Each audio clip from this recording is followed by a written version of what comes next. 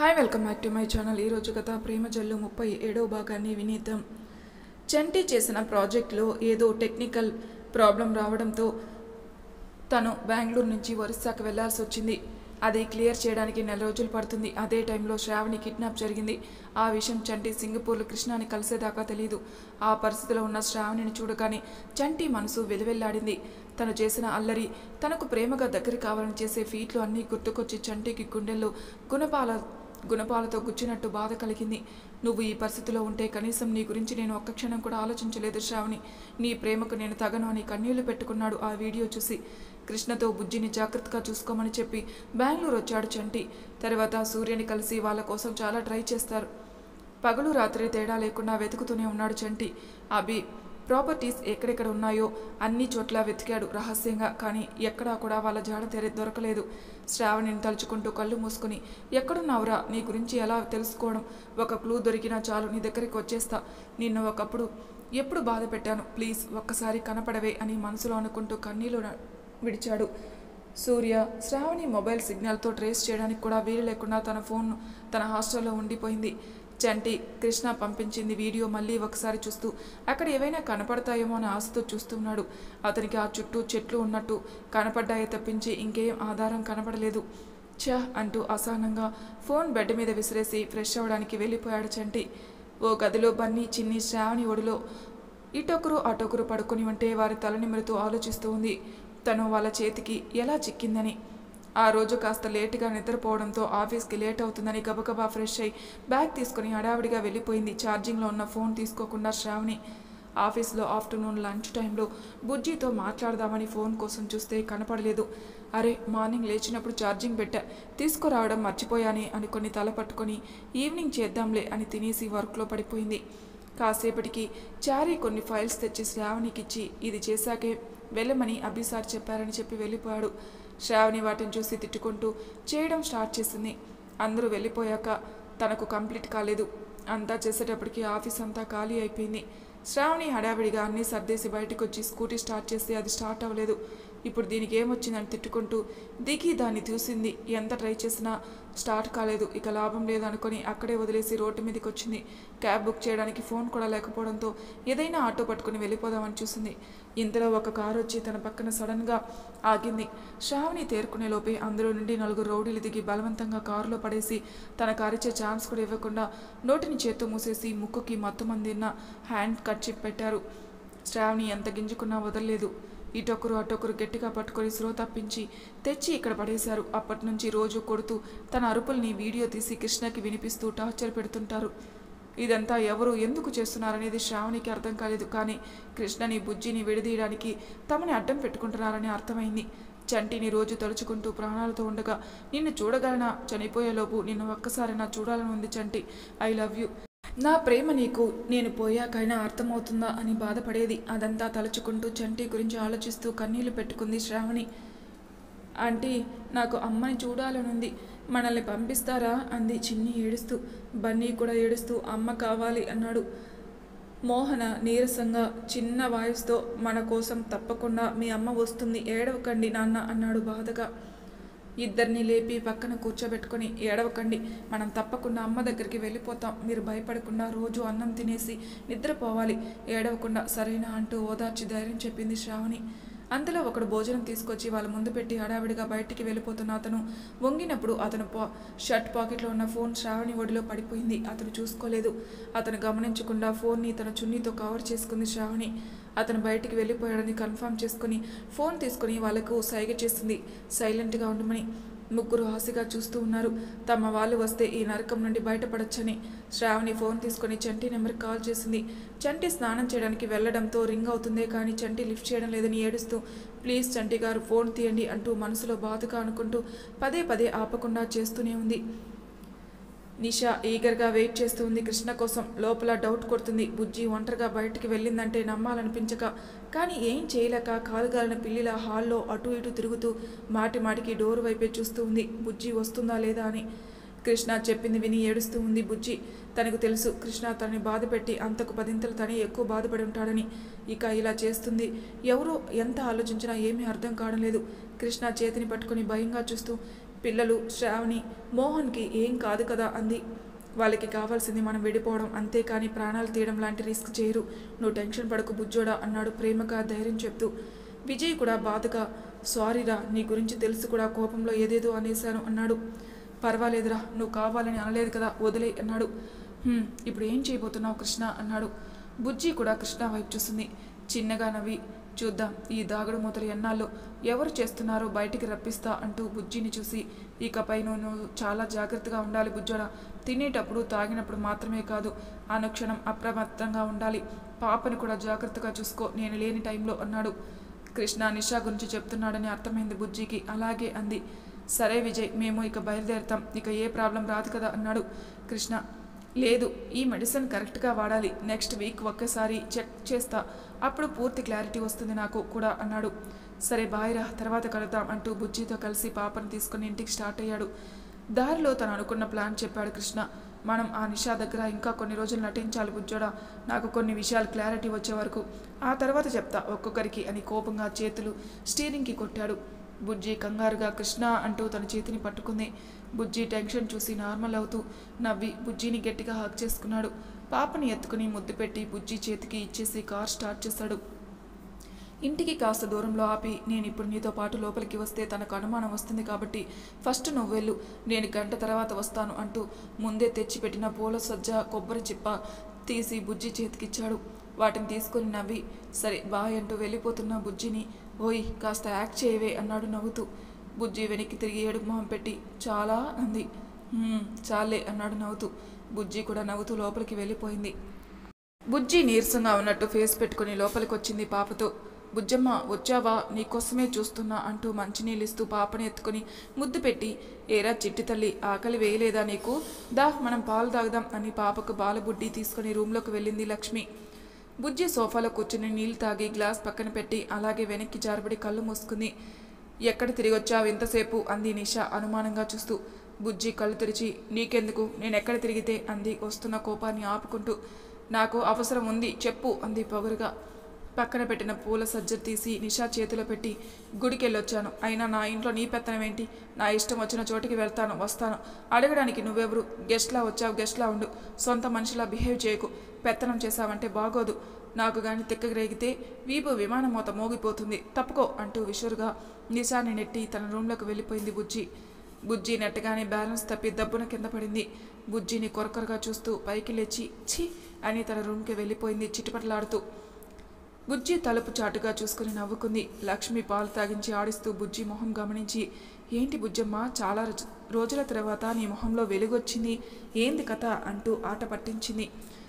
ఉఫ్ అని నోటిపై వేలు పెట్టి హాల్లో చూసి నిషా అక్కడ లేదు అని నిర్ధారించుకొని డోర్ క్లోజ్ చేసి వచ్చి లక్ష్మి పక్కన కూర్చొని తన చేతిని పట్టుకొని, అక్క ఇప్పుడు నేను చెప్పేది జాగ్రత్తగా గుర్తుపెట్టుకో, ఆ నిషా మన ఇంటికి కావాలని వచ్చింది, కృష్ణని నన్ను విడదీసి నా స్థానంలోకి తను రావాలనుకుంటుంది, కిడ్నాప్ విషయం దాచిపెట్టి తన మీద చేసిన విషప్రయోగం గురించి డాక్టర్ చెప్పి ఇకపై ఏం చేయాలో తనకు కృష్ణ చెప్పిన ప్లాన్ చెప్పింది, ఇకపై దానికి మనం చుక్కలు చూపించాలి, నువ్వు కూడా నాకు హెల్ప్ చేయాలక్క అంది రిక్వెస్టింగ్గా. బుజ్జమ్మ నువ్వు అడగాలా నన్ను, నువ్వు చెప్పు నేను చేసేస్తా అంది నవ్వుతూ. శ్రావణి ఎన్నిసార్లు చేసినా చంటి ఫోన్ తీయకపోవడంతో బాధగా ఏడుస్తూ ఏం చేయాలని ఆలోచిస్తూ ఉండగా బయట అడుగుల చప్పుడు విని ఒక ఆలోచన తట్టింది. గబగబా చంటి ఫోన్కి వాట్సాప్ మెసేజ్ చేసింది. చంటి గారు, నేను శ్రావణి, నన్ను లక్ష్మి అక్క భర్త పిల్లల్ని ఎవరో కిడ్నాప్ చేశారు, కాపాడండి, ఈ నెంబర్ ఆ రౌడీల్లో ఒకటిది, దొంగతనంగా తీసుకుని మీకు మెసేజ్ చేస్తున్నా, ఈ లొకేషన్కి రండి అని లొకేషన్ షేర్ చేసి సెండ్ చేశాక మొత్తం అంతా డిలీట్ చేసేసి అనుమానం రాకుండా ఫోన్ తీసుకెళ్లి విండో తెరిచి దూరంగా చెట్లలో పడేసి వచ్చి కూర్చుంది సైలెంట్గా. 2 నిమిషాల తర్వాత ఆ ఫోన్ వ్యక్తి వచ్చి, ఏయ్ ఇక్కడ నా ఫోన్ ఏమైనా పడిందా, మీరేమన్నా తీశారా అన్నాడు కోపంగా. శ్రావణి భయంగా, లేదు మాకు ఏమీ తెలీదు అంది అమాయకంగా. వాడు నమ్మక అంతా వెతికి వేరే ఫోన్ నుండి ఫోన్ చేశాడు తన ఫోన్కి. అది బయట ఎక్కడో రింగ్ అవుతూ వినపడింది. వాడు గబగబా అటు వెళ్ళి తన ఫోన్ తీసుకొని, ఇది ఇక్కడికి ఎలా వచ్చింది అంటూ కాసేపు ఆలోచించి, ఇటు తిరుగుతూ ఉన్నప్పుడు పడిపోయి ఉంటుందిలే, అనవసరంగా టెన్షన్ పడ్డా, ఒకవేళ ఆ పిల్లకి కానీ దొరికిందేమో, మా అన్న చేతిలో నా పని అంతే అనుకున్నా అని ఊపిరి పీల్చుకుని వెళ్ళిపోయాడు. పాపం విషయం తెలియక. చంటి స్నానం చేసి వచ్చి అలాగే బెడ్ మీద పడుకొని ఆకలి లేక శ్రావణి గురించి ఆలోచిస్తున్నాడు. కృష్ణ నుంచి ఫోన్ రావడంతో లేచి మాట్లాడుతూ, బుజ్జి ఎలా ఉంది, దాని ఆరోగ్యం జాగ్రత్త అన్నాడు. కృష్ణ బుజ్జికి జరిగిన పాయిజన్ అటాక్ గురించి సంశయిస్తూ చెప్పాడు. అది చేసింది నిషా అని తన అనుమానం కూడా చెప్పాడు. చంటి మొదట భయపడినా ఇప్పుడు సేఫ్గానే ఉంది బుజ్జి అని స్థిమితపడ్డాక కోపంగా కృష్ణని తిట్టాడు. ఇలా జరిగిన వెంటనే నాకు చెప్పుంటే ఏదో ఒకటి చేసేవాళ్ళం కదా. ఇప్పుడు చూడు, అనుక్షణం ఎవరికి ఏమవుతుందో అని భయపడుతూ బ్రతకాల్సి వచ్చింది అన్నాడు. కృష్ణ సైలెంట్గా ఉండడంతో తనెంత సఫర్ అయి ఉంటాడో గుర్తొచ్చి, సారీ కృష్ణ, నీ గురించి తెలిసి కూడా కోపంలో ఏదేదో అనేశాను అన్నాడు అపాలజిక్గా. పర్వాలేదు చంటి, సారీ, ఏం అవసరం లేదు అన్నాడు కృష్ణ. ఇప్పుడు బుజ్జికి ఏం పర్వాలేదు కదా అన్నాడు చంటి. మెడిసిన్స్ కొన్ని రోజులు వాడితే పూర్తిగా క్యూర్ అవుతుంది. శ్రావణి వాళ్ళ విషయం ఏమైనా తెలిసిందా అన్నాడు చంటి బాధగా. లేదు కృష్ణ, ఎంత ట్రై చేస్తున్నా చిన్న క్లూ కూడా దొరకడం లేదు. ఏం చేయాలో అర్థం కావడం లేదు. ఒక్క క్లూ దొరికినా చాలు అన్నాడు. ప్రయత్నం ఆపకండి, ట్రై చేస్తూ ఉందాం. ఏదో ఒక మార్గం ఆ భగవంతుడు చూపించకపోతాడా అన్నాడు కృష్ణ. అని ఆ నమ్మకంతోనే వెతుకుతున్నా అన్నాడు చంటి. కాసేపు మాట్లాడి పెట్టేస్తూ ఏదో వాట్సాప్ మెసేజ్ ఉండడం చూసి ఓపెన్ చేశాడు. అంతే. చంటికి ఆనందం బాధ అన్నీ కలిగలిగాయి. వెంటనే కృష్ణకి కాల్ బ్యాక్ చేశాడు. కృష్ణ అంటూ ఆనందంగా అరిచి శ్రావణి ఎక్కడుందో తెలిసింది అని ఆనందంగా చెప్పాడు చంటి. కృష్ణ కూడా సంతోషంగా అవునా, ఎలా చంటి అన్నాడు. శ్రావణి మెసేజ్ లొకేషన్ షేర్ చేయడం చెప్పి నేను వెంటనే బయలుదేరుతున్నాను, బాయ్ అన్నాడు బయటకు పరితీస్తూ. కృష్ణ కూడా సంతోషంగా చంటి ఒక్కడే వద్దు ఉండు, సూర్యకి ఫోన్ చేసి రమ్మని చెప్దాం అంటూ కాన్ఫరెన్స్ కలిపి విషయం చెప్పాడు. దానితో సూర్య కూడా ఆనందంగా వెంటనే చంటి దగ్గరికి వచ్చాడు. ఇద్దరు జాగ్రత్త, ఎక్కడ వాళ్ళకి అనుమానం రాకుండా చూడండి, లేదంటే అక్కడ మన వాళ్ళని ఏమైనా చేసే అవకాశం ఉంది అని హెచ్చరించాడు కృష్ణ. నేను చూసుకుంటాను కృష్ణ, వర్రీ అవ్వకు అని సూర్య ధైర్యం చెప్పాడు. కృష్ణ సంతోషంగా ఈ విషయం బుజ్జికి చెప్పాలని ఇంటికొచ్చాడు. కానీ అంతలోనే నిషా ఉన్న విషయం గుర్తుకు వచ్చి ఎలాగైనా బుజ్జికి తన సంతోషాన్ని పంచుకోవాలని, ఏం చేయాలని కాసేపు ఆలోచించి ఇంట్లోకి వెళ్ళాడు. బుజ్జి కృష్ణ రావడం చూసి కళ్ళతోనే పలకరించింది. కృష్ణ నిషా గురించి సైగ చేశాడు. తన రూమ్ వైపు చూపించింది అక్కడుందని. కృష్ణ టక్కున బుజ్జి రూమ్లోకి వెళ్ళి బుజ్జిని గట్టిగా హక్ చేసుకున్నాడు హ్యాపీగా. బుజ్జి కృష్ణ ఆనందం చూసి ఏమైంది అంది సైగతో. చెప్తా అన్నట్టు చేయి చూపించి డోర్ వేసేసి మళ్ళీ హత్తుకొని పిల్లలు శ్రావణి మోహన్ ఎక్కడ ఉన్నది తెలిసింది. చంటి చెప్పిన విషయం చెప్పి మనకు ఈ కాస్త టెన్షన్ కూడా తీరిపోతే ఆ తర్వాత నిషా సంగతి, అసలు వాడి సంగతి చూడాలి అన్నాడు కోపంగా పిడికిళ్ళు బిగిస్తూ. కృష్ణ కోపం చూసి భయంగా తన చేతిని పట్టుకుంది. బుజ్జి భయం చూసి కోపం తమాయించుకొని బుజ్జిని దగ్గరికి తీసుకుని గుండెలకి హత్తుకున్నాడు. నువ్వు ఇక దేనికి వర్రీ అవ్వకు బుజ్జోడా, నేను చూసుకుంటాను కదా, భయపడకు సరేనా, మన బంగారంతో హ్యాపీగా ఆడుకో, దేనికి టెన్షన్ తెచ్చుకోకు, తర్వాత నీకు ఏదైనా ప్రాబ్లం వస్తే నేను తట్టుకోలేనురా అంటూ తలపై ప్రేమగా ముద్దు పెట్టుకున్నాడు. కాసేపు పాపను ఆడించి నిషా చూడకుండా మళ్ళీ బయటికి వెళ్ళిపోయాడు. బుజ్జి లక్ష్మికి సైగ చేసింది నిషాని పిలవమని. లక్ష్మి వెళ్ళి భోజనానికి పిలిచింది. అనుమానం రాకుండా విసురుగా చెప్పింది, కృష్ణ బాబు ఫోన్ చేశారు అందుకే పిలిచా అన్నట్టు. నిషా మనసు ఆనందంతో నిండిపోయింది. కృష్ణ తనపై అంత కేర్ చూపించాడని. బుజ్జి తింటూ నిషాని చూసి మొహం తిప్పుకొని సైలెంట్గా తింటుంది. బుజ్జిని చూసి పొగరుగా కూర్చుని లక్ష్మి వడ్డించగాని కూర కలిపి ముద్ద నోట్లో పెట్టి కానీ ఆ అంటూ ఊసేసి హా హా అంటూ ఒగిరిస్తూ నీళ్లు మగ్గుతోని గటగడా తాగేసి ఇంకా కారంతో మంట తగ్గాక చిందులేస్తూ గబగబా వంటింట్లోకి వెళ్ళి చక్కెర ఒటి నిండా పోసుకుంది. అప్పటికే కళ్ళు రెడ్డిగా అయిపోయి ముక్కు కూడా ఎర్రగా మారిపోయింది. అచ్చు కొండముచ్చులా. కోపంగా లక్ష్మి దగ్గరకు వచ్చి తనపై కొట్టడానికి చెయ్యెత్తింది నిషా. తన చెయ్యి గాల్లో ఉండగానే ఆగిపోయింది. విసురుగా నిషా చేతిని పట్టి ఆపి విదిలించి కొట్టింది బుజ్జి. ఎంత ధైర్యం ఉంటే మా అక్కనే కొట్టాలని చూస్తావు, చంపేస్తా తనని ఇంకోసారి కొట్టడానికి చూసావంటే అంది కోపంతో ఊగిపోతూ. నిషా కూడా కోపంగా అసలు ఇదంతా నువ్వు చేయిస్తున్నావే పనే కదా, కృష్ణతో ఈరోజు నీ విషయం తేలుస్తా, నన్నే ఇలా ఏడిపిస్తావా, ఏం చూసుకొని నీకింత పొగరు, నీ మొగుడు చీ కొడుతున్నా ఇక్కడే పట్టుకొని వేలాడుతూ సిగ్గు లేకుండా పడి ఉన్నావు, నీ మొహానికి పని మనుషులు కూడా చుట్టాలా, అలాగా వాళ్ళని ఎత్తిని పెట్టుకుని నీ మిడిల్ క్లాస్ బుద్ధే అంత అంది చీత్కారంగా. ఏయ్ మా బుజ్జమ్మని ఇంకో మాట అన్నావంటే చీరేస్తా నీ నాలుక అంటూ ముందుకు పోయింది లక్ష్మి. బుజ్జి లక్ష్మి చేయి పట్టి ఆపి నువ్వు ఉండక్క అంటూ అవునే నా మొగుడు నన్ను చీకొడతాడు, ఏమైనా అంటాడు, అది మా పర్సనల్, నీకేంటి, నీలాగా పెళ్ళైన మగాన్ని కోరుకుంటూ వాడి కోసం వెంపర్లాడడం కంటే సిగ్గుమాలిన పనే, నా మొగుడు ఏమన్నా నాకిష్టమే, నీకేంటే బాధ అంటూ లక్ష్మి చుట్టూ చేయేసి పట్టుకుని చూడు నీకు తన పని మనిషిలా అనిపించిందేమో, నాకు మాత్రం మా అమ్మ తర్వాత అమ్మలా అనిపిస్తుంది, ఇంకోసారి ఇంత కూల్గా చెప్పను, చెప్పు తెయ్యేలా చెప్తా, మా అక్కని ఏమైనా అంటే పద అక్క అంటూ తన రూమ్కి వెళ్ళిపోయారు ఇద్దరు. నిషా కోపంగా బుజ్జిని చంపేసేలా చూస్తూ, నీకు ఈరోజు ఎలాగైనా కృష్ణ చేతులు దెబ్బలు పడేలా చేయకపోతే చూడు అని పటపటా పళ్ళు కొరుకుతూ తన రూమ్లోకి వెళ్ళిపోయింది. బుజ్జిని కళ్ళ నిండా నీళ్ళతో చూసి బుజ్జమ్మ అంటూ హాక్ చేసుకుని ఏడ్చేసింది లక్ష్మి. అక్క, ఎందుకు ఏడుస్తున్నావు? ఆ నిషా మాటలు పట్టించుకోవదక్క అని ఓదార్చింది. లక్ష్మి బుజ్జి చేతులు పట్టుకొని, నీ అభిమానానికి ఏమిచ్చి తీర్చుకొని బుజ్జమ్మ అంది. మన మధ్య ఇచ్చిపుచ్చుకోవాలంటే ఏం లేదక్క, నువ్వు చేసే సేవలకి నేనే నీకు రుణం పడిపోతున్నాను అంది చిన్నగా నవ్వి. పాప నిద్ర లేవడంతో ఇద్దరు పాపను ఆడిస్తూ నవ్వుకుంటూ ఉంటారు అన్నీ మర్చిపోయి. చంటి లొకేషన్ చూపించగానే సూర్య అది చూసి ఆశ్చర్యంగా, ఇక్కడ అన్నాడు. ఏమైంది సూర్య అన్నాడు చంటి. ఇది తమిళనాడు మైసూర్ రోడ్డు. ఈ ఏరియా అంతా చాలా డేంజర్ ఫారెస్ట్. అంతేకాదు అది ఒక పేరు మోసిన స్మగ్లర్ అడ్డా. ఇప్పటి వరకు వాడిని మా డిపార్ట్మెంట్ పట్టుకోవడానికి చాలా ట్రై చేసి ఎందరో సిన్సియర్ పోలీస్ ఆఫీసర్ని పోగొట్టుకుంది. వాడు చాలా డేంజర్. అక్కడ అంతా దాదాపు కిలోమీటర్ ఏరియాని వాడి మనుషులు అడుగడుగునా కాపలా కాస్తూ అనుమానంగా ఎవరైనా కనిపెడితే నిర్దాక్షిణంగా కాల్చిపడేస్తారు. వాడికి ఎవరైనా సుపారీ ఇచ్చి ఒక పని అప్పగిస్తే ఎవరు చెప్పినా ఆగడంట పని పూర్తి చేయకుండా. అలాంటి వాడికి ఈ పని అప్పగించారంటే చాలా ఖర్చు చేశారన్నమాట. అంత అవసరం ఎవరికుంది? నీకేమైనా ఐడియా ఉందా చంటి అని అడిగాడు సూర్య. చంటి సూర్య చెప్పిన దాని గురించి ఆలోచనలో మునిగిపోయాడు.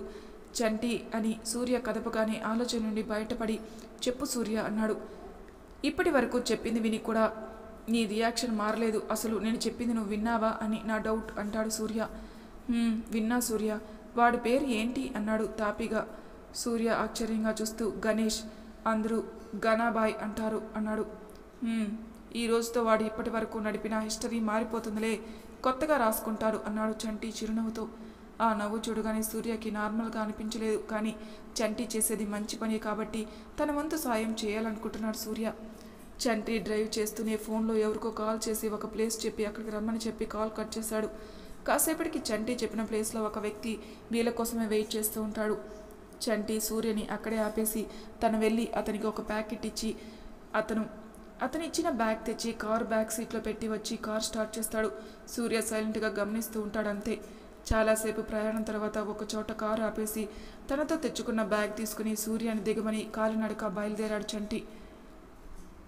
మరి తర్వాయి భాగంలో ఏం జరుగుతుందో నెక్స్ట్ ఎపిసోడ్లో తెలుసుకుందాం. అంతవరకు నా ఛానల్ని సబ్స్క్రైబ్ చేయని వాళ్ళు ప్లీజ్ సబ్స్క్రైబ్ చేసుకోండి.